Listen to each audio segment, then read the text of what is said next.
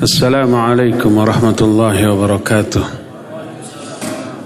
Alhamdulillah, wassalatu wassalamu ala rasulillah Muhammad ibn Abdillah wa ala alihi wa ashabihi wa mawalah wa man tabi'ahum bi ihsanin ila yaumil qiyamah, wa ba'd. Fa inna asdaqal hadithi kitabullah wa khairal hadyi hadyi Muhammadin sallallahu alaihi wa alihi wa sallam, wa syarral umuri muhdatsatuha wa kullu muhdatsatin bid'ah wa kullu bid'atin dhalalah wa kullu dhalalatin finnar.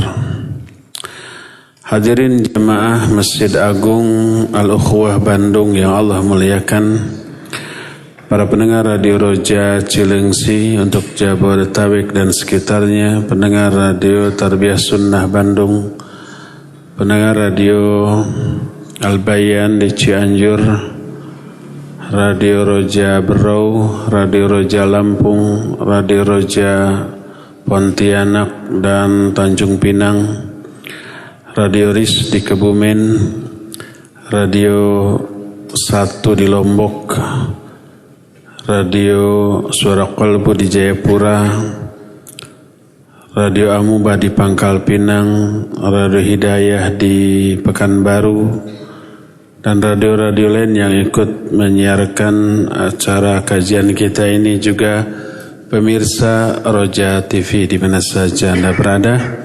Alhamdulillah, sore ini kembali kita berjumpa. Kajian kita tentang Al-Qaul Mufid Ta'liq ala Kitab Tauhid susunan Syekh Al-Utsaimin rahmatullahi alaih sudah selesai membahas bab terakhir tentang dahsyatnya keagungan Allah. Kita teruskan kajian tauhid kita dengan berpindah kepada kitab lain yang tidak kalah bernilainya, yaitu Al-Irsyad ila Sahihil I'tiqad. Kita akan mulai pembahasan kita dengan penjelasan awal yang kita beri judul Aqidah Sahihah, sumber dari berbagai macam anugerah dunia ataupun akhirah. Aqidah Islamiyah adalah intisari ajaran para rasul, intisari dari kitab-kitab yang Allah turunkan kepada para nabinya, dan itulah yang Allah wajibkan kepada seluruh makhluk baik jin ataupun manusia. Allah berfirman dalam surah Az-Zariyat ayat 51, ayat 56 Allah berfirman, wa ma khalaqatul jinna wal insa illa liya'budun ma uridu minhum min rizqin wa ma uridu ayyut'imun.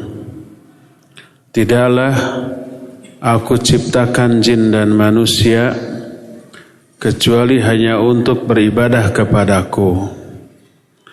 Aku tidak menginginkan rizki dari mereka ataupun tidak menginginkan mereka memberi makan kepadaku. Jadi Allah menciptakan jin dan manusia itu agar jin dan manusia beribadah kepada Allah, dan makna ibadah adalah tauhid, mengesahkan Allah Azza wa Jalla. Dan ini merupakan inti dari aqidah al-Islamiyah. Dalam ayat lain surah Al-Isra ayat 23 Allah berfirman, wa qadha rabbuka alla ta'budu illa iyyah.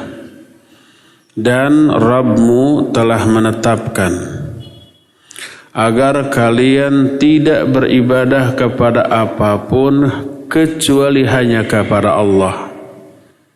Jadi selaras antara ayat ini dengan ayat tadi, hanya beribadah kepada Allah, dan mengandung makna hanya Ayat yang pertama, wa ma khalaqatul jinna wal insa illa liya'budun, mengandung pengkhususan ibadah hanya kepada Allah dan mengandung makna bahwa tujuan pokok diciptakannya jin dan manusia hanya untuk ibadah kepada Allah, untuk mentauhidkan Allah, untuk memiliki akidah Islamiyah yang sahih. Karena adanya huruf ma nafi dengan illa istithna, wa ma di sana disebut ma nafi dengan makna tidak. Illa di belakang, wa ma khalaqtul jinna wal insa illa di sini disebut istisna. Istisna itu pengecualian. Kalau dalam satu kalimat ada pasangan nafi dengan istisna, maknanya litakhsis, untuk memberi makna khusus bahwa aku ciptakan jin dan manusia khusus, tiada lain, khusus untuk beribadah kepadaku, untuk mentauhidkan aku, untuk memiliki akidah sahihah yang menyelamatkan mereka dunia akhirat. Ayat kedua, Allah menetapkan jangan kalian beribadah. Ada nafi, jangan ibadah kepada apapun, kepada siapapun. Illa di sini istisna dengan makna isbat, menetapkan satu-satunya yang harus diibadati hanyalah Allah. Illa iyyahu. Dan inilah misi yang diemban oleh seluruh nabi, oleh seluruh rasul yang diutus oleh Allah. Sebagaimana firman Allah dalam An-Nahl ayat 36, Allah berfirman, "Walaqad ba'atsna fi kulli ummatin rasulan an i'budullaha wajtanibut taghut." Dan sungguh kami telah mengutus satu rasul kepada setiap umat. Satu umat dikirim satu rasul untuk menyerukan ani'budullah, beribadahlah kalian kepada Allah, wajtanibut taghut, dan jauhi oleh kalian taghut. Makna taghut adalah kullu ma ubida min dunillah wa huwa radin, segala sesuatu yang diibadati selain Allah dan dia ridha diibadahi oleh makhluk lain, itulah taghut. Adapun kalau ada makhluk yang disembah oleh makhluk lain tapi dia tidak ridha, maka dia bukan taghut. Contohnya siapa? Malaikat ada yang menyembah? Ada. Contohnya siapa lagi? Nabi Isa ada yang menyembah? Ada. Apakah malaikat dan Nabi Isa ridha mereka disembah? Wallahi tidak. Nabi Muhammad SAW ada yang menyembahnya? Ada yang sujud enggak ke kuburan Nabi SAW? Ada, banyak. Apakah beliau ridha? Tentu saja tidak ridha. Jadi kalau yang disembah itu tidak ridha mereka disembah, bahkan murka berlepas diri, maka mereka bukanlah taghut. Taghut itu segala yang disembah dan dia ridha, segala yang disembah selain Allah dan dia ridha. Allah menyatakan seluruh rasul yang diutus oleh Allah menyerukan sembahlah Allah, jauhi sesembahan lain selain Allah Subhanahu wa ta'ala. Nah, orang yang seperti ini oleh Allah Subhanahu wa ta'ala disebut sebagai orang yang sudah berpegang teguh kepada kalimat tauhid la ilaha illallah. Allah menyatakan, "Faman yakfur bit-taghut wa yu'min billah faqad istamsaka bil urwatil wuthqa la fisama laha." Siapa orang yang kufur kepada taghut dan iman kepada Allah, maka sungguh dia telah berpegang teguh kepada al-urwatul wuthqa. Syekh Ali Al-Hakam dalam kitab Mukhtasar Ma'arijul Qabul mengutip pendapat Imam Al-Baydhawi yang menyatakan al-urwatul wuthqa itu adalah kalimatut tauhid la ilaha illallah. Faman yakfur bit-taghut, siapa orang yang kufur kepada taghut itu sama dengan la ilaha. Wa yu'min billah, dan iman kepada Allah sama dengan illallah. Faqad istamsaka bil urwatil wuthqa, sungguh dia telah berpegang teguh kepada tali Allah yang maha kuat, telah berpegang kepada la ilaha illallah, la fisama laha, dia tidak akan lepas selama dia kufur kepada taghut dan iman kepada Allah. Selama dia mengaplikasikan la ilaha, tidak menyembah sesembahan-sembahan lain apapun bentuk bentuk penyembahannya itu, illallah, kecuali hanya kepada Allah. Selama itu dipegang, selama itu mereka tidak lepas dari al-urwatul wuthqa. Mafhum mukhalafah, kata Shalih Al-Fauzan hafizahullah, wa ma'na dzalik anna man aflata yadahu min hadhil aqidah fa innahu yakunu mumsikan bil awham wal batil fama ba'dal haqq illa dhalal. Siapa orang yang melepaskan diri dari akidah ini, dari keyakinan la ilaha illallah tersebut, berarti dia berpegang teguh kepada sesuatu yang batil, sebab tidak ada lawan bagi al-haq kecuali kebatilan. Segala yang disembah selain Allah adalah batil. Satu-satunya sembahan yang hak hanyalah Allah. Allah berfirman dalam surah Al-Hajj ayat yang ke-62, juga diterangkan dalam surah Luqman, dzalika bi annallaha huwal haqq wa anna ma yad'una min dunihil batil. Yang demikian itu adalah karena sesungguhnya Allah itu adalah sesembahan yang hak, dan apa-apa yang disembah selain Allah adalah batil.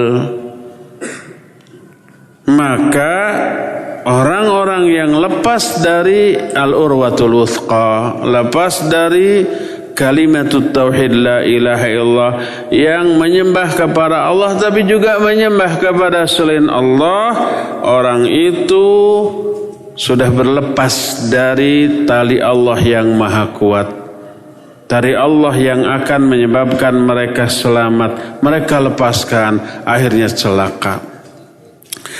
Itulah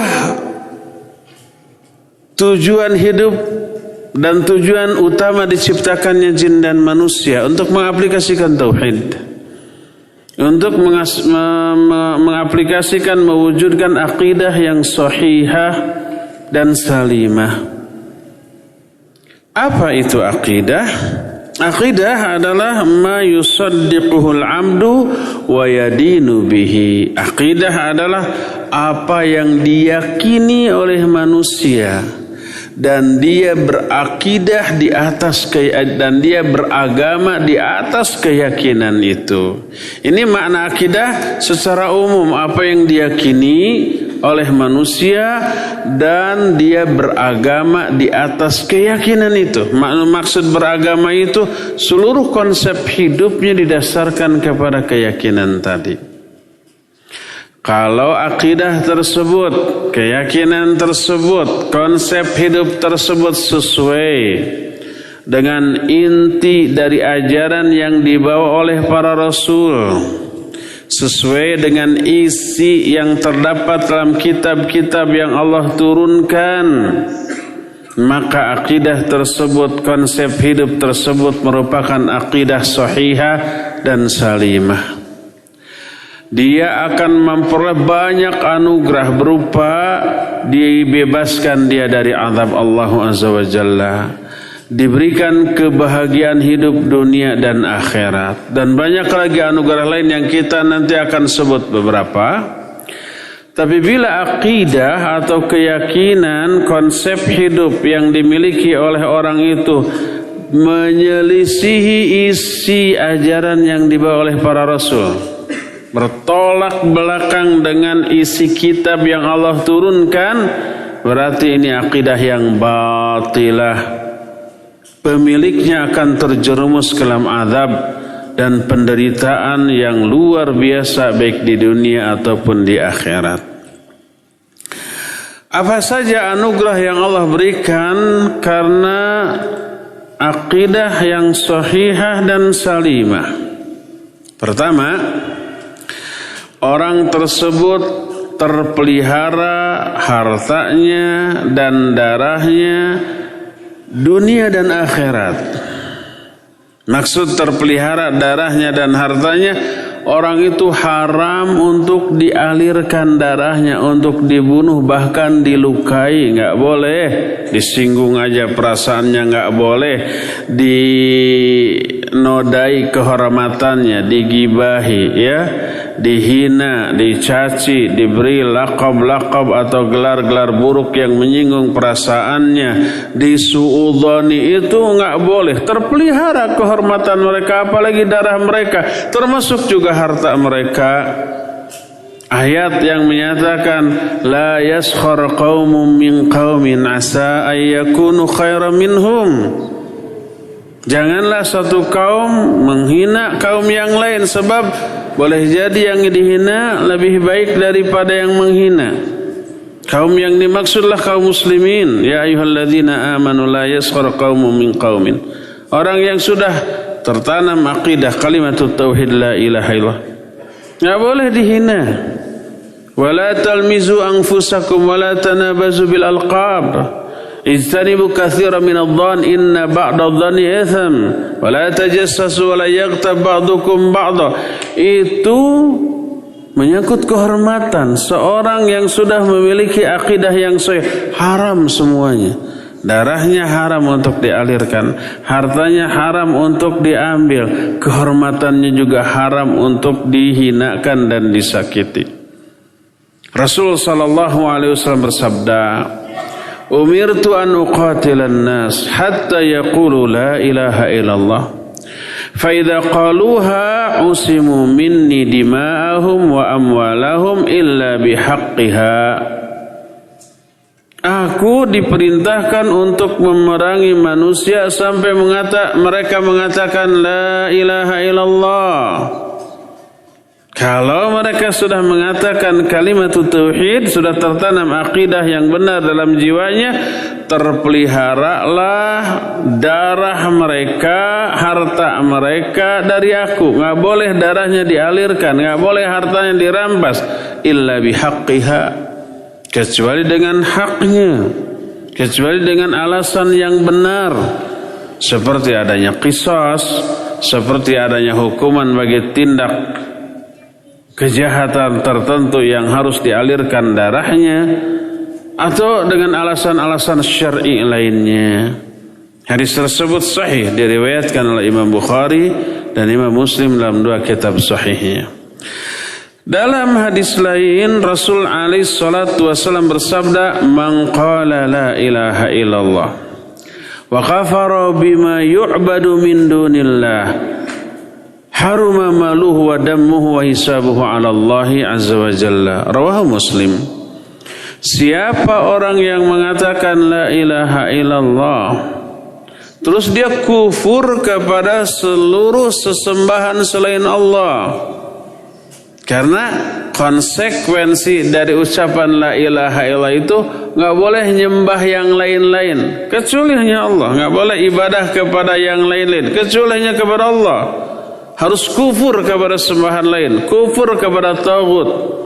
Siapa yang telah mengatakan la ilaha illallah dan dia kufur kepada semua sesembahan selain Allah, haramlah hartanya dan darahnya dan hisabnya tanggungan Allah Subhanahu wa taala. Hadis ini sahih, diriwayatkan oleh Imam Muslim, yang menunjukkan salah satu anugerah dari akidah adalah terpelihara darahnya, hartanya, dan kehormatannya. Nggak boleh diganggu, nggak boleh disakiti, nggak boleh disinggung perasaannya. Yang pertama. Kedua, akan menyelamatkan dari azab di akhirat. Kalau tadi di dunia, selamat dia, nggak boleh diganggu gugat. dengan gangguan sekecil apapun. Nah, di akhirat selamat dari azab. Sebagaimana sabda Nabi alaihi salatu wassalam yang diriwayatkan oleh Imam Muslim dari Jabir radhiyallahu an, berkata Nabi alaihi salatu wassalam, "Man laqiya Allah la yusyriku bihi syai'a dakhala al-jannah wa man laqiyahu yusyriku bihi dakhala an-nar." Siapa orang yang bertemu dengan Allah dalam keadaan dia tidak menyekutukan Allah dengan apapun, dengan sesuatu pun, tidak menyekutukan Allah dengan para malaikat, ke Allah nyembah, ke malaikat juga menyembah, enggak. Tidak menyekutukan Allah dengan para nabi, para rasul, dengan para wali, baik yang masih hidup ataupun yang sudah meninggal, apalagi dengan para jin gitu. Tidak menyekutukan Allah dengan suatu pun, dia bertemu dengan Allah dalam keadaan tidak menyekutukan Allah dengan suatu pun, dakhalal jannah, dia akan masuk ke dalam surga. Sebaliknya, siapa yang bertemu dengan Allah dalam keadaan dia menyekutukan Allah dengan suatu pun, dakhalan nar, dia akan masuk neraka. Sekalipun amal di luar syiriknya begitu besar dan banyak, dia umpah sholatnya jangankan yang fardu, yang sunnah pun tidak ada yang kelewat. Saumnya jangankan Ramadan, seluruh saum-saum sunnah tidak pernah ada yang kelewat. Al-Quran minimal 1 hari 1 juz tamat, sehingga setiap 30 hari dia selesai menghatamkan Al-Quran. Infak sodakohnya tidak pernah berhenti setiap saat. Tapi dia menyembah kepada Allah, tapi juga menyembah kepada selain Allah, beribadah kepada selain Allah, maka dia bertemu dengan Allah dalam keadaan menyekutukan Allah, dia akan masuk ke dalam neraka.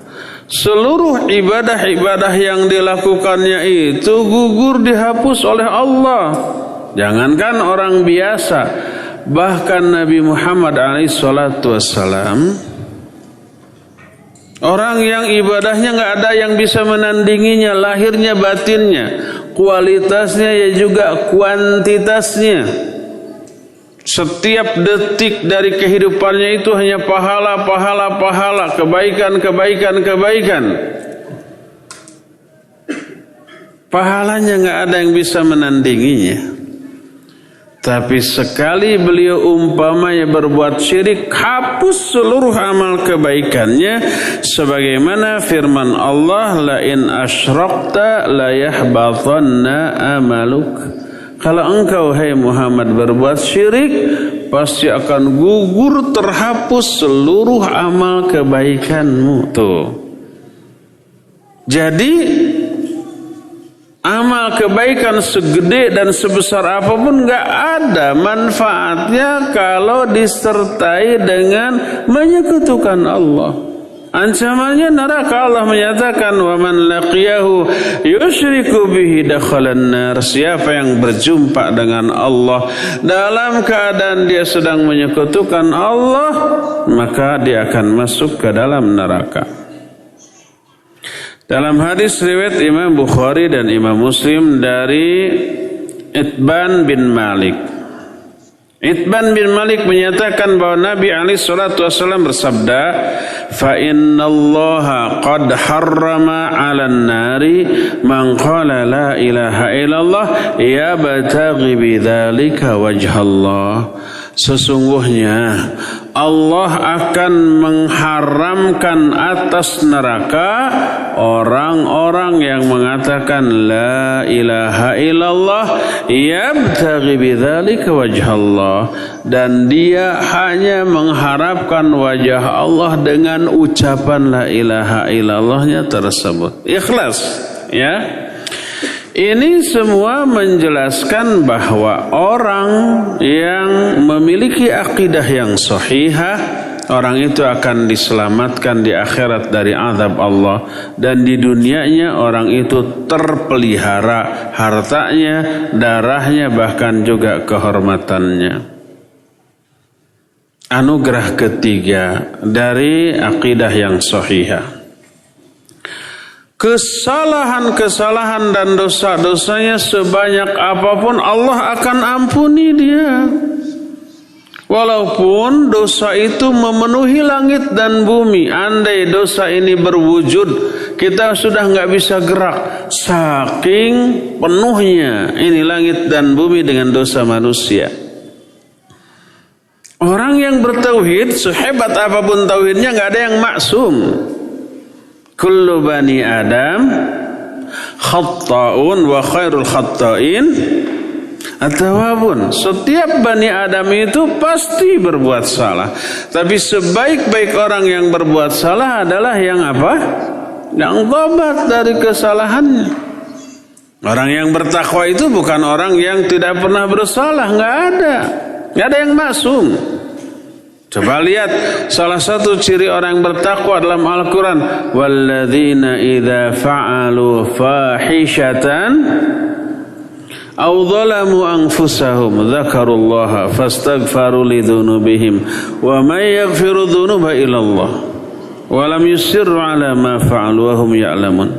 Orang takwa itu adalah orang yang apabila mereka terjerumus dalam dosa besar, mereka berbuat fahisyah, berbuat keji atau zalim kepada diri sendiri, mereka cepat ingat kepada Allah dan minta ampun atas dosa-dosanya. Dan mereka tidak terus-menerus dalam dosanya tersebut.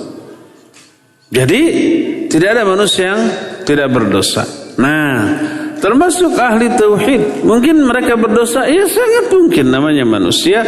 Tapi karena keutamaan tauhid, keutamaan akidah sahihah yang salimah menyebabkan dosa dan kesalahan mereka dihapus.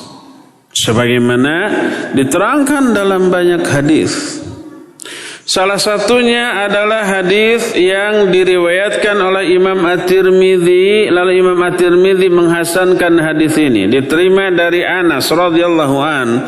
Kata Anas, aku mendengar Rasul alaihi salatu wasallam bersabda, qala Allah Ta'ala, Allah berfirman. Ini hadis apa namanya? Hadis qudsi. Apa kata Allah? Ya bani Adam, innaka law ataitani biqurabil ardi khataya thumma laqitani la tusyriku bi syai'a la taituka biqurabiha maghfiratan. Kata Allah, hai bani Adam, apabila engkau mendatangi aku dengan membawa kesalahan sepenuh bumi, seluruh bumi ini penuh oleh dosa dan kesalahanmu, tapi kamu menemui aku dalam keadaan kamu tidak menyekutukan aku dengan sesuatu pun, tidak berbuat syirik, akidahnya lurus, maka aku pasti akan mendatangi kamu dengan membawa ampunan sepenuh bumi pula. Lunas, terhapus tuh. Apanya yang terhapus? Dosa-dosa dan kesalahannya.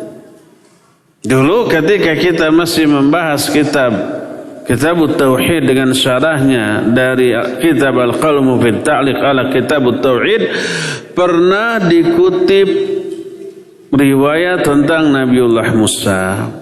Nabi Musa berfirman kepada Allah, Rabbi alimni kalimatan.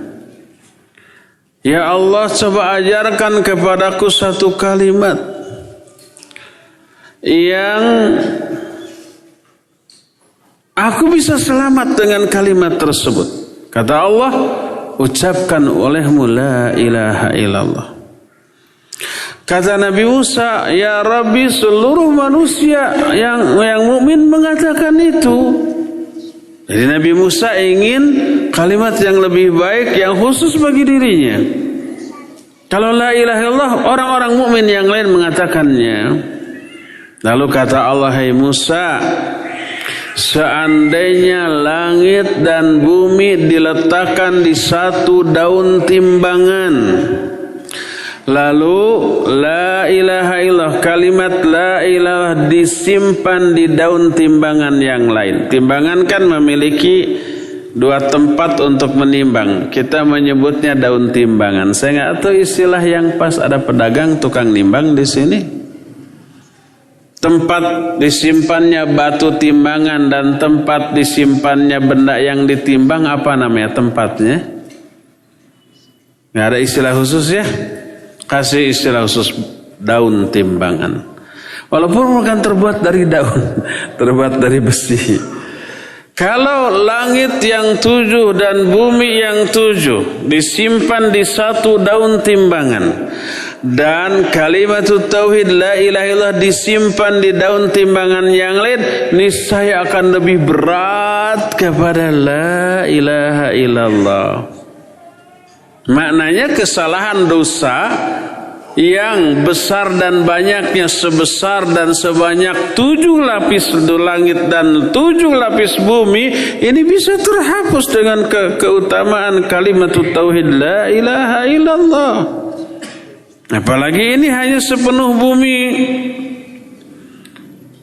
Berkata muallif rahimahullah ketika mengomentari hadis ini, fasyartun fi husuli hadhil maghfirah salamatul aqidati minasyirik kathirihi wa qalilihi saghirihi wa kabirihi. Syarat diperolehnya ampunan sepenuh bumi adalah selamatnya akidah dari syirik, baik syirik yang kecil ataupun yang besar, yang sedikit ataupun yang banyak. Wa man kana kadzalik fahuwa sahibul qalbis salim. Siapa yang keadaannya demikian, akidahnya selamat, maka orang itu pemilik qalbun salim, yang oleh Allah dijelaskan dalam surah Asy-Syu'ara ayat 88 sampai 89, yauma la yanfa'u malun wala banun illa man atallaha biqalbin salim. Pada hari kiamat itu tidak ada manfaatnya harta ataupun anak-anak kecuali orang yang datang kepada Allah dengan membawa hati yang selamat, hati yang kosong dari syirik, dari kufur. Itu yang disebut dengan hati yang selamat, adalah hati yang didasarkan kepada akidah yang sahihah dan salimah. Berkata Imam Ibnu Qayyim rahmatullahi alaih ketika menjelaskan hadis Itban. Hadis Itban itu yang tadi kita terangkan, Allah mengharamkan neraka bagi orang-orang yang mengatakan la ilaha illallah. Kenapa? Kata Imam Ibnu Qayyim, wa yu'fa li ahli tauhidil mahid alladzi lam yashubuhu bisyirk ma la yu'fa liman laysa kadzalik falau laqiyal muwahhidul ladzi lam yusyrik billahi syai'al batah rabbahu biqurabil ardi khataya atahu biqurabiha maghfiratan wa la yusalu hadza liman naqasa tauhiduhu wa syabahu syirk bisyirk fa inna tauhidal khalisal ladzi la yasubu syirkun la yabqa ma'hu dhanbun li'annahu yatadammanu min mahabbatillah wa ijlalihi wa ta'zimihi wa khawfihi wa raja'ihi wahdah ma yujibu ghasla dhunub walau kanat qurabul arad fan najasah aridatun wa dafi' laha qawi. Kata Imam Ibnu Qayyim, akan diampuni bagi ahli tauhid yang murni tauhidnya, yang tidak tercampuri oleh syirik. Mereka akan diberi ampunan yang tidak diberikan kepada orang yang tidak demikian. Seandainya ahli tauhid yang tidak menyekutukan Allah dengan sesuatu pun kelak bertemu dengan Allah dengan membawa kesalahan sepenuh bumi, Allah akan mendatangi orang itu dengan membawa ampunan sepenuh bumi pula. Dan ini tidak teralami oleh orang yang tauhidnya kurang tercampuri oleh syirik. Karena tauhid yang murni yang tidak tercampur syirik tidak akan tersisa dosa pada dirinya. Karena tauhid tersebut mengandung cinta kepada Allah, pengagungan kepada Allah, pemuliaan kepada Allah, takut dan roja hanya kepada Allah yang menyebabkan tercucinya dosa dan kesalahan dia walaupun sepenuh bumi. Kotoran itu ada menempel pada dirinya, tetapi pembersih dari kotoran itu jauh lebih kuat daripada kotoran tersebut. Dari sinilah kita mengetahui salah satu anugerah bagi sahihnya akidah adalah dihapuskannya dosa dan kesalahan. Dulu kita pernah juga membahas satu hadis yang dikenal dengan sebutan hadis bitaqah. Hadis bitaqah itu tentang orang yang di hadapan dia dibentangkan 99 jilid buku. Satu bukunya sebesar sejauh mata memandang. Muddal basar. Saking apanya? Gedenya. Isinya daftar dosa dan kesalahan orang tersebut. Terus ada 99 jilid buku. Satu bukunya segede itu, isinya daftar kesalahan. Kebayang bagaimana besarnya dosa dan banyaknya dosa orang itu. Lalu Allah menyatakan, ata'rifu dzamba kadza fi yaumi kadza wa kadza. Kamu mengakui enggak seluruh dosa-dosa ini yang kamu lakukan hari ini dan seterusnya? Dia menyatakan, ya bala ya Rabbi, ya saya akui semuanya itu. Terus Allah bertanya, apakah kamu punya uzur sehingga bisa dimaafkan kesalahan itu? Tidak. Apa kamu punya kebaikan yang menghapus semua kesalahan itu? Tidak. Apakah malaikat pencatat amalku zalim kepadamu? Umpama ada amal baik, amal buruk yang tidak kamu lakukan tapi dituliskan zalim ya? Enggak. Semuanya benar, semuanya jujur. Apakah kamu punya satu kebaikan? Dia bilang tidak. Bala. Ya, innalaka indana hasanah. Kamu memiliki satu kebaikan menurut kami. Dikeluarkanlah bitaqah, kartu.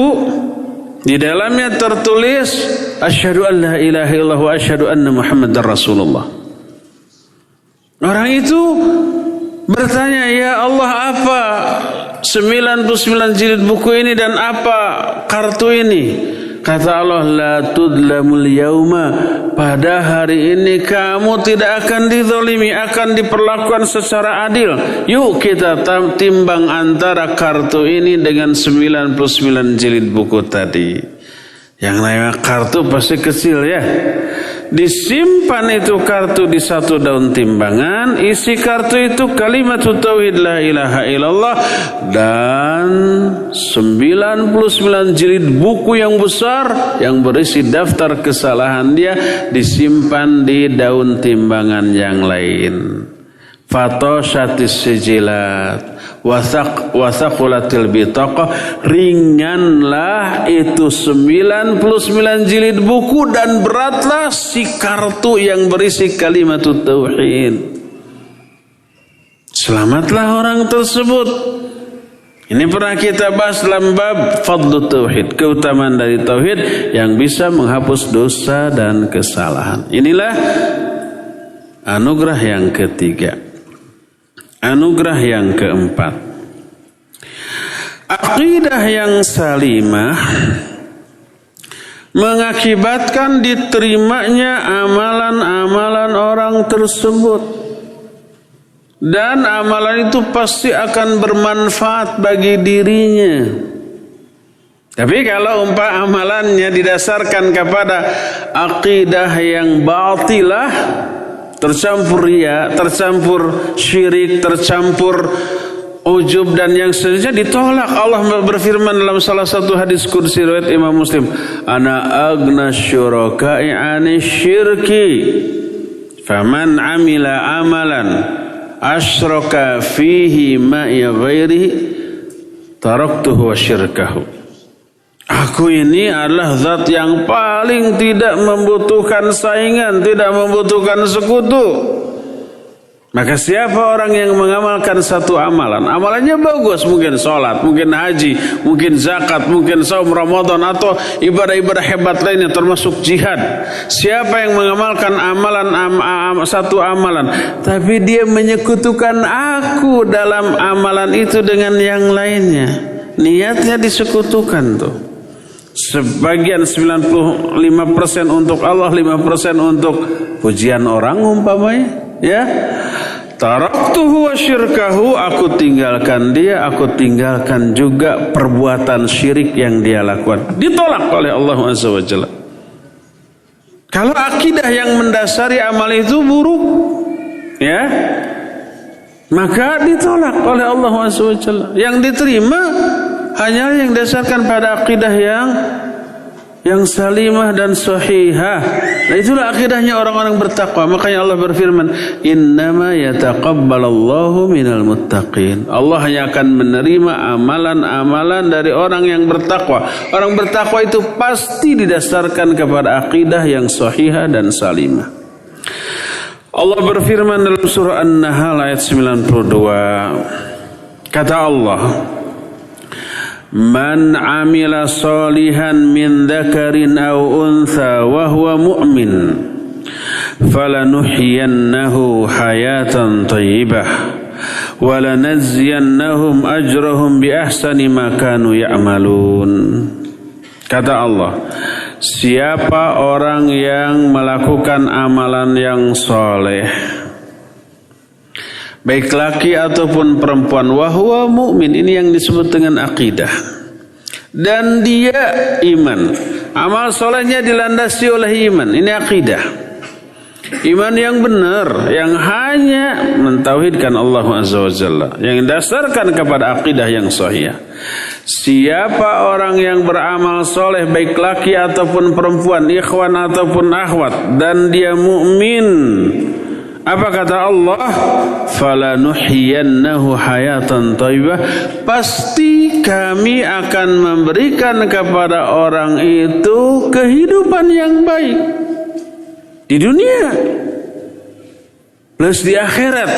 Terus Allah menyatakan walanajziyannahum ajrahum bi ahsani ma kanu ya'malun, dan kami akan berikan kepada mereka ganjaran mereka karena amal baik yang dahulu mereka lakukan ketika di dunia. Allah terima amalan itu dan Allah berikan kehidupan yang baik di dunia ataupun dia di akhirat. Dan banyak lagi anugerah-anugerah lainnya yang Allah akan berikan kepada orang-orang yang memiliki akidah yang sahihah dan salimah. Sekarang sebaliknya, orang yang akidahnya terkotori oleh syirik akan menerima berbagai macam kerugian di dunia, kerugian juga di akhirat. Rugi lahirnya, rugi batinnya. Di antara kerugian-kerugian tersebut adalah pertama, seluruh amal-amal baiknya Allah hapus. Seluruh ibadah dan amal soleh yang pernah dilakukannya Allah delete. Allah akan tolak dan tidak akan terbawa sampai ke akhirat. Karena kerusakan akidahnya, baik karena syirik. Jangankan syirik besar ya, syirik kecil berupa riya juga menyebabkan ibadah yang hebat tersebut tertolak ya. Fawailul lil musallin. Celaka tuh orang yang sholat. Kalau sholat itu ibadah yang agung, rukun Islam kedua. Tapi sholat yang gimana? Salah satunya alladzina hum yura'un, yang riya. Itu syirik kecil dan itu kerusakan akidah, bukan syirik besar. Apalagi kalau syirik besar. Hapus seluruh amalnya, bukan hanya terhapus sholatnya aja, bukan hanya terhapus amalan-amalan yang disertai dengan riaknya saja. Semua amalan yang ikhlas yang pernah dilakukannya, lalu suatu saat dia terjerumus dalam syirik, seluruh amalan tadi itu terhapus. Allah berfirman dalam Al-Quran. Pertama dalam surah Az-Zumar ayat 65, Allah berfirman, walaqad uhiya ilaika wa ilal ladzina min qablika la in asyrakta la yahbatanna 'amaluk wa la takunanna minal khasirin. Kata Allah Azza wa Jalla, sungguh telah aku wahyukan kepada engkau hai Muhammad, juga kepada para rasul sebelum engkau, bahwa apabila engkau berbuat syirik, sudah rusak akidah, maka akan gugurlah, dihapuslah seluruh amalmu dan pasti kamu akan termasuk golongan orang yang merugi. Lihat, amal Nabi SAW kurang gimana ikhlas, kurang gimana khusyuk, kurang gimana hebat, kurang gimana banyak, tidak ada yang menandingi. Tapi sekali berbuat syirik kepada Allah, terhapus seluruh amal baik yang pernah dilakukannya. Tidak hanya kepada Nabi Muhammad SAW seorang, tapi berlaku bagi seluruh Nabi, sebagaimana Al-An'am 88 menyatakan, walau asyraku lahabitu anhum ma kanu ya'malun. Seandainya para Nabi tersebut berbuat syirik, pasti akan terhapuslah dari mereka seluruh amal baik yang pernah mereka lakukan zaman dahulu. Jadi ini kerugian pertama dari rusaknya akidah. Kalau umpamanya akidah sedang rusak, dia melakukan ibadah, ditolak ibadahnya. Tapi kalau umpamanya dia dahulunya akidahnya lurus, kemudian ibadahnya bagus, diterima oleh Allah, sekali terjerumus dalam perbuatan syirik, akidahnya rusak, terhapus itu amal baiknya. Yang pertama, kerugian yang tidak kecil. Allah menyatakan wala takunanna minal khasirin. Kamu pasti termasuk orang yang rugi. Kedua, diharamkan surga dan ampunan bagi orang yang akidahnya rusak. Dan bila mati dalam keadaan demikian, terancam kekal di dalam neraka selama-lamanya. Orang itu nggak akan diampuni dan kekal dalam neraka selama-lamanya. Haram surga atas dirinya.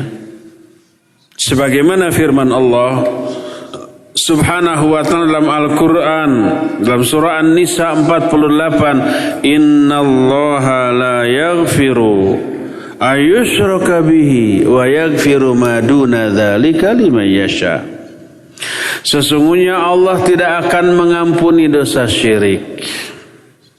Kalau dosa syirik ini terbawa mati dan tidak ditobati. Tapi kalau sebelum mati tobat, diterima enggak itu tobatnya, diampuni enggak itu dosanya? Ya diampuni atuh. Para sahabat itu sebelum masuk Islam mereka apa? Orang-orang musyrik, penyembah berhala.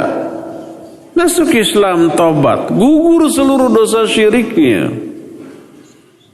Sehingga yang dimaksud innallaha la yaghfiru ayyushraka bi, Allah tidak akan mengampuni dosa syirik. Maksudnya kalau dosa ini terbawa mati itu tidak bisa terhapus dengan apapun. Wa yaghfiru ma duna dzalika liman yasha. Tapi Allah mengampuni dosa selain syirik bagi orang-orang yang dikehendakinya. Ini ayat untuk orang yang dosanya terbawa mati. Ada dosa selain syirik, tidak dia tobati sampai mati, Allah mungkin ampuni. Wa yaghfiru ma duna dzalika. Tapi liman yasha, tidak bagi semua orang, bagi orang-orang yang Allah kehendaki. Siapa saja orang-orang yang dosa-dosanya akan diampuni walaupun terbawa mati dan tidak tobat selain dosa syirik. Banyak orang-orang yang melakukan banyak kebaikan dan amal soleh. Sebab Allah berfirman, Innal hasanati yudhibnas sayyiat. Kebaikan-kebaikan itu bisa menghapus dosa-dosa. Infak dan sedekah menghapus dosa, ya. Musibah-musibah yang Allah berikan dan dia sabar, itu juga menghapus dosa, dan banyak lagi. Tidak semua orang, tapi hanya orang-orang yang Allah kehendaki. Juga dalam Al-Maidah ayat 72 Allah berfirman, "Innahu may yusyrik billah faqad harramallahu 'alaihil jannah wa ma'wahu an-nar wa ma lidh-dhalimin min ansar." Sesungguhnya siapa orang yang syirik kepada Allah, sungguh Allah telah mengharamkan surga atas dirinya, tempatnya adalah neraka, dan tidak ada seorang penolong pun bagi orang-orang zalim seperti itu. Jadi efek buruk dari rusaknya akidah adalah diharamkannya surga atas dirinya dan diharamkannya maghfirah atau ampunan bagi orang tersebut. Berikutnya, akidah yang rusak, baik itu syirik ataupun kufur, itu mengakibatkan halalnya harta dan darah mereka yang mereka miliki selama di dunia. Boleh diperangi, boleh dialirkan darahnya, boleh dirampas hartanya sebagai harta rampasan perang kalau mereka melawan terjadi peperangan, atau kalau mereka menyerah disebutnya fa'i. Sebagaimana firman Allah Azza wa Jalla dalam banyak ayat. Di antaranya surah Al-Anfal ayat yang ke-39, "Wa qatiluhum hatta la takuna fitnah wa yakuna ad-dinu kulluhu lillah." Dan perangi mereka sampai tidak ada lagi fitnah. Fitnah yang dimaksud di sini, kita pernah membahas sebuah kitab, ya, Al-Makhraj Minal Fitan, dulu di Masjid TSM itu apa? Trans. Fitnah yang dimaksud syirik. Karena fitnah memiliki banyak makna, di antara syirik. Ini yang dimaksud dengan ayat wal fitnatu asyaddu minal qatli. Fitnah itu lebih besar dosanya daripada membunuh. Maknanya syirik. Wa qatiluhum hatta la takuna fitnah. Perangi mereka sampai tidak lagi fitnah, tidak lagi perbuatan syirik. Wa yakuna ad-dinu kulluhu lillah, dan agama ini, penyembahan ini hanya milik Allah, hanya kepada Allah. Boleh diperangi itu. Juga dalam Al-Quran surah At-Taubah ayat yang ke-5 Allah berfirman, "Fa'idan salakhal ashhurul hurum faqtulul musyrikin haitsu wajadtumuhum wa khudhuhum wahsuruhum waqudu lahum kulla marsad." Kulla marsad pendek, saya tadi kepanjangan. Waqudu lahum kulla marsad. Kata Allah Azza wa Jalla, kalau sudah berlalu bulan-bulan haram. Bulan haram adalah bulan yang terlarang apa? Perang di dalamnya. Maka perangi orang-orang musyrik. Dimanapun kamu temui mereka, sergap mereka, kurung mereka, duduki setiap posisi-posisi yang sebelumnya mereka kuasai. Ini orang-orang yang akidahnya hancur, rusak, baik kufur ataupun syirik, maka dibolehkan untuk diperangi. Yang menunjukkan tidak diharamkan darah dan harta mereka dalam kondisi-kondisi tertentu, tidak secara umum, tidak secara global, ya. Tapi yang jelas bahwa kerusakan akidah termasuk salah satu di antara penyebab dihalalkannya darah dan harta mereka yang seperti itu. Berdasarkan hal itulah maka bila bibit-bibit kerusakan akidah ini dijadikan sebagai dasar untuk melakukan ibadah, fondasi untuk membuat bangunan tempat ibadah, maka Allah tetap melarang kita beribadah atas dasar seperti itu. Sampai umpamanya ada masjid dibuat, tapi yang membuatnya ini memiliki niat yang buruk, memecah belah persatuan kaum muslimin, menjadikan masjid tersebut sebagai sesuatu yang bisa menyalip di tikungan kepada kaum muslimin, menggunting dalam lipatan, menohok dari belakang. Kita menyebutnya dengan sebutan masjid apa? Masjid dirar. Allah melarang kita sholat di masjid itu selama-lamanya. Allah berfirman di dalam surah At-Taubah mulai 107 sampai 109. Kata Allah, "Walladzina ittakhadhu masjidan dirara wa kufra wa tafriqan bainal mu'minin wa irsadan liman haraballaha wa rasulahu min qabl wa la yahlifunna in aradna illa al-husna. Wallahu yashhadu innahum lakadzibun la taqum fihi abada." Kata Allah, orang-orang yang membangun masjid dirar, orang-orang yang menjadikan masjid sebagai sesuatu yang bisa menimbulkan madarat, kekufuran, dan memecah belah antara kaum mukminin, dan mengintip-ngintip, menunggu-nunggu untuk bisa memerangi Allah dan Rasulnya, mereka bersumpah. Ketika ditegur oleh Rasul SAW, kenapa kalian bangun lagi masjid di sini? Mereka menyatakan, in aradna illal husna. Kami tidak memiliki niat buruk apapun kecuali niatnya berbuat baik. Lihat, niatnya baik tapi perbuatannya buruk. Perbuatan buruk dengan niat baik tidak merubah perbuatan buruk ini menjadi dianggap baik dan bernilai ibadah. Enggak, bikin masjid bagus itu, tapi niatnya buruk, tetap dosa, tetap maksiat, tetap harus dihancurkan. La takum fihi abada. Jangan kamu sholat selama-lamanya di masjid itu. Terlarang sholat di sana. Ini masjid bagus, lihat sholat. Sholat bagus apa jelek? Pasti bagus. Tapi kalau niatnya ria, ya, Allah menyatakan fawailul lil musallin. Maka karena niat yang buruk, sholat yang tadinya agung berbalik menjadi maksiat dan terancam neraka. Wail lil musallin, terancam celaka. Oleh karena itu, kalau perbuatan buruk dengan niat sebaik apapun, maka tetap dianggap buruk dan berdosa, dan pelakunya wajib untuk bertaubat. Saya umpamanya melakukan ini tidak dengan niat buruk, niat saya baik, tapi bentuk perbuatannya buruk, tetap buruk, wajib taubat. Jangan berargumentasi. Sekali lagi, ucapan yang buruk, perbuatan buruk tidak lantas menjadi boleh walaupun tidak memiliki niat buruk. Enggak. Kalau keburukan tetap aja buruk walaupun tidak diniatkan untuk melakukan keburukan, bahkan diniatkan untuk melakukan kebaikan.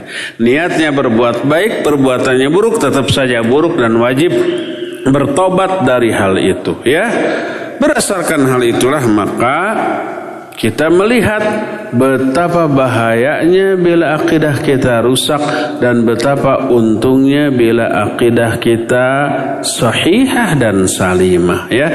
Ini masih pembukaan muqaddimah tentang amat sangat pentingnya akidah. Nanti pada pertemuan berikutnya kita akan menjelaskan wajibnya kita mengetahui akidah Islamiyah secara benar, ya. Cukup bagi sore ini sampai di sini saja, dan kita masih punya sisa waktu untuk bertanya jawab.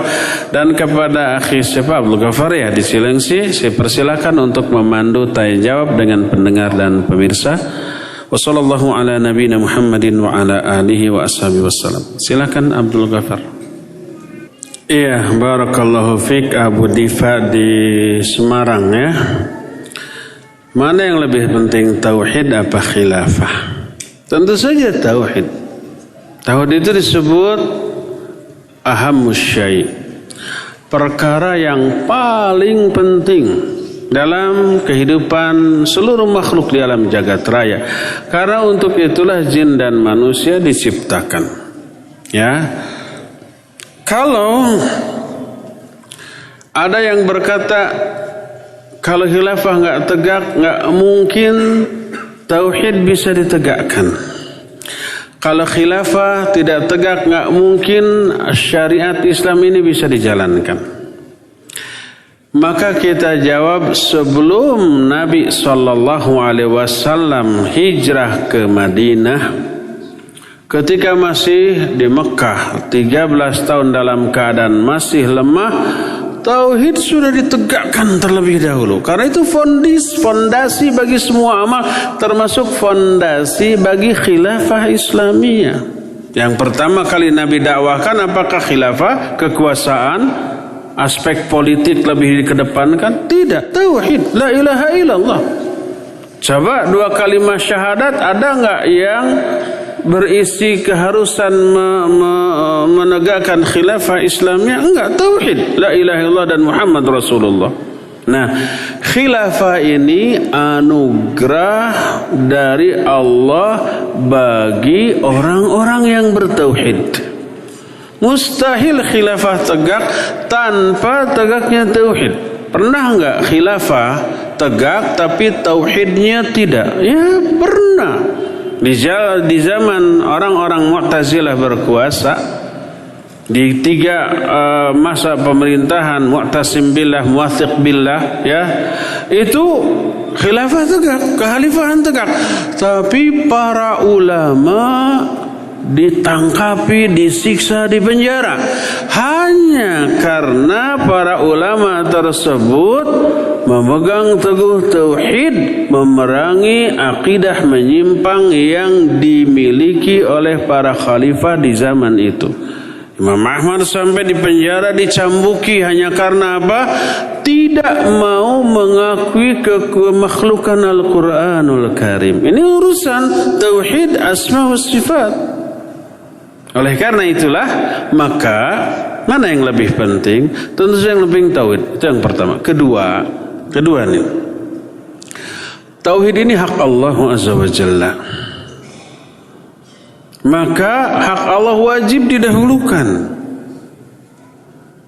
Adapun khilafah ini bagian dari fiqih, dan tidak seluruh fiqih, tapi hanya menyangkut fiqih siyasah.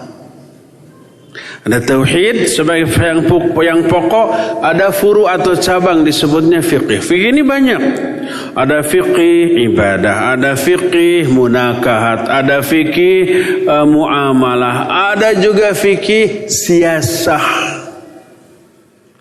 Di dalam fikih siyasah dibahas tentang kekhalifahan, tentang kekuasaan, tentang hak dan kewajiban penguasa terhadap rakyat dan rakyat terhadap penguasa.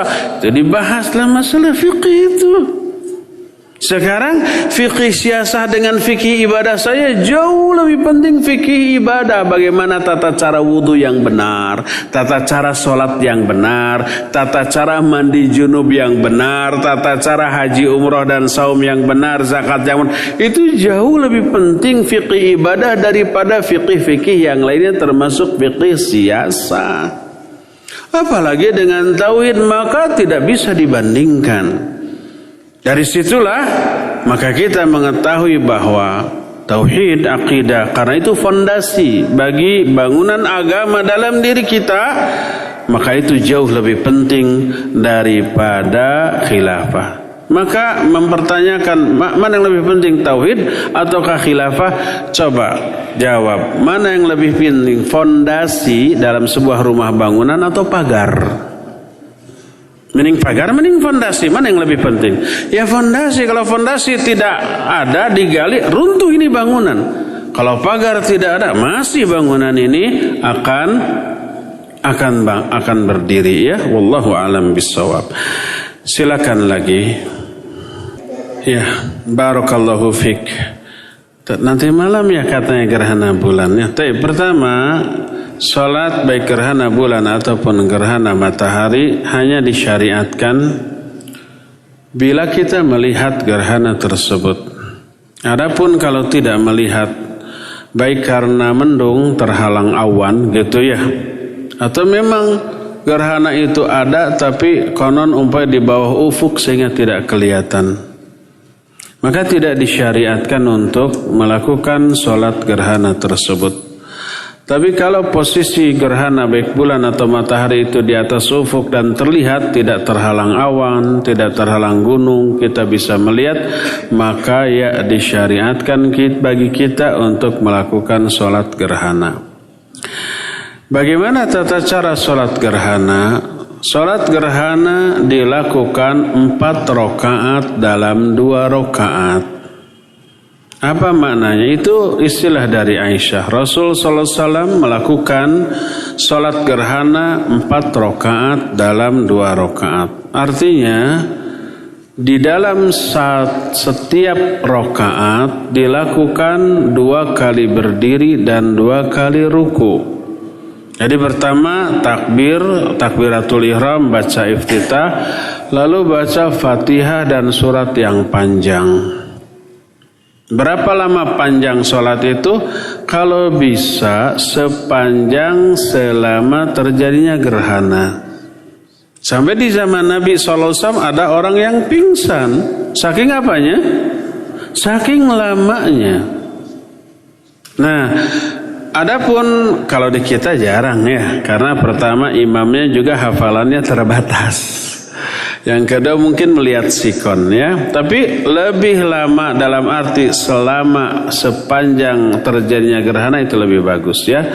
Jadi pertama iftitah, lalu Fatihah, lalu baca surat yang panjang, lalu ruku. Panjang rukunya hampir menyerupai panjangnya berdiri tadi. Hampir. Kalau berdirinya sejam, rukunya juga hampir sejam. Lalu bangkit lagi dan sedekap lagi, membaca Fatihah lagi, membaca surat panjang lagi, hanya tidak sepanjang yang pertama tadi. Setelah itu ruku lagi, terus i'tidal, terus sujud seperti biasa. Itu rakaat pertama ada 2 ruku. Ada 2 ruku, ada 2 kali berdiri, 2 Fatihah dan 2 surat. Lalu rakaat kedua lakukan seperti itu. Baca lagi Fatihah, baca surat yang panjang, tapi tidak sepanjang surat yang dibaca di rakaat pertama. Lalu ruku, lalu sami Allahu liman hamidah, jangan Allahu Akbar. Sami Allahu liman hamidah, lalu Fatihah lagi, lalu baca lagi surat yang panjang walaupun tidak sepanjang yang tadi ya. Lalu selanjutnya ruku, kemudian berdiri, lalu sujud seperti biasa dan kemudian tahiyat. Jadi itu yang dimaksud 4 rakaat dalam 2 rakaat. 1 rakaatnya 2 kali ruku, 2 kali berdiri. 1 rakaatnya 2 Fatihah dan 2 surat ya. Sehingga itu yang disebut dengan 4 rakaat di dalam 2 rakaat. Setelah beres barulah berkhutbah yang isinya menyeru untuk bertaubat dan banyak sedekah untuk takut kepada azab Allah Azza wa Jalla ya. Demikian ringkasnya tata cara salat gerhana, wallahu a'lam bissawab. Silakan lagi Abdul Ghaffar. Iya, karena koneksi nggak bagus dan waktu yang kita miliki juga sudah habis. Kita cukupkan kajian kita di sore hari ini sampai di sini. Insyaallah kita akan lanjut di hari Jumat yang akan datang. Subhanakallahumma bihamdika asyhadu an la ilaha illa anta astaghfiruka wa atubu ilaik. Walhamdulillahirabbil alamin wa sallallahu ala nabiyyina Muhammadin wa